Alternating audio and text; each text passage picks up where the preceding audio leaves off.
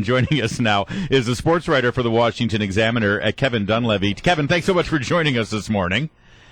Sure thing. And so please tell me, it's a fait accompli, right? I mean, Michigan just has to show up, and it's pretty much theirs. It's not even going to be that hard against these Louisville Cardinals.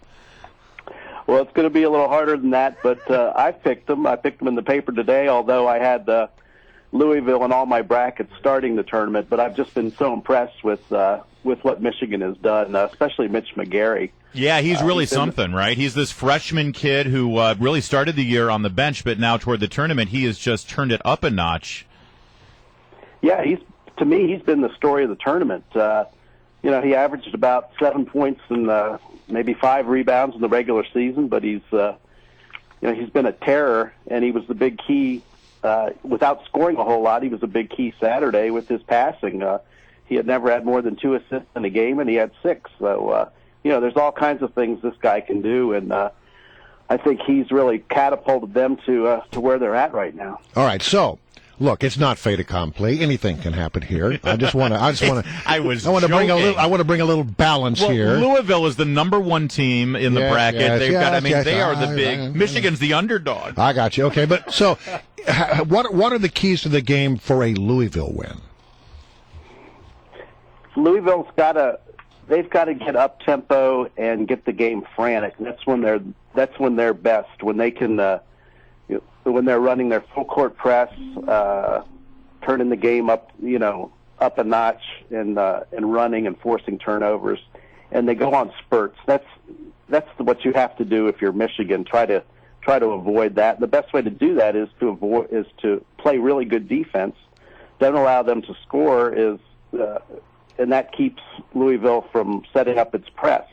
And we saw a lot of that Saturday. Wichita State was very successful with that, controlling the tempo and not letting it get out of hand until the end. But that Louisville press has a cumulative effect. By the end of the game, it was pretty clear that Wichita State was rattled. Yeah, but they came close, actually, especially for a number 8 seed. They were that close from being the lowest seed in the championship game. Kevin Dunleavy is our guest. He covers college sports for the Washington Examiner. And Kevin, actually, I wanted to ask you specifically about college sports. Well, we've also got we should touch on the women's Final Four really quickly. Where does the women's tournament stand right now? And it's possible that Louisville could actually win the men's and women's championship. Has that ever happened before? You know what? I don't know. I don't either. You know what? Something tells me Connecticut might have done it. UConn might have done it one year. Maybe. I think. Yeah, I think you're right. Louisville's been amazing in the women's side. Jeff Walls, the former assistant coach at Maryland, has taken them to the final, and they were a 5 seed, which is a 5 seed has never reached.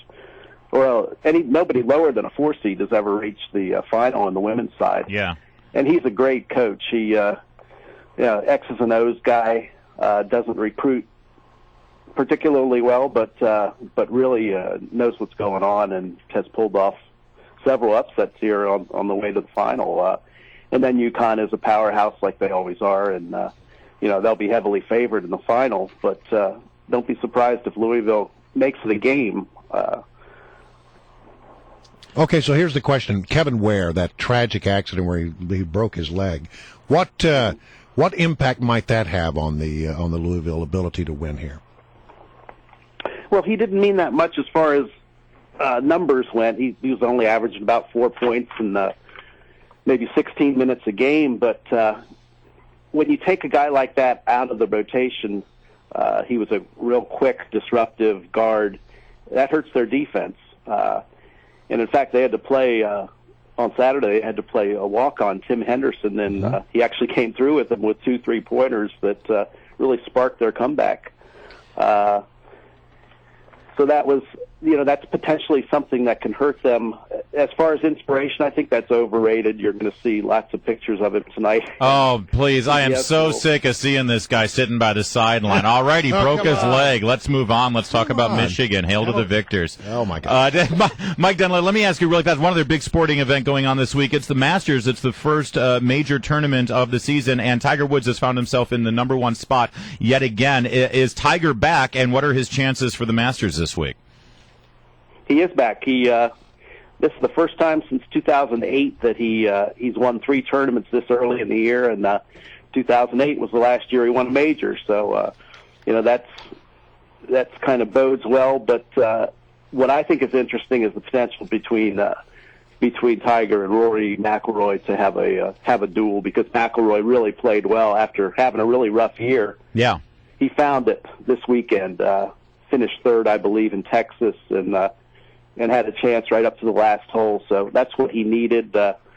He's figured out everything. He had new change of clubs this year, and people were speculating that was holding him back. Yeah, but, now he's figured that out. They're blaming the Nike clubs, which is, by the way, that's always my excuse when I golf. But it's always the club's fault, and I blame the Nike clubs too, even if I don't use Nike clubs. How great would that be for CBS if it's Rory McIlroy and Tiger Woods dueling it out? Either way, it's going to be a great week for sports. I envy you, Mr. Dunleavy, your job. Congratulations. Yeah. Thanks, Kevin, for joining us. Appreciate it, Kevin. Thanks a lot. Take care, guys. And go blue.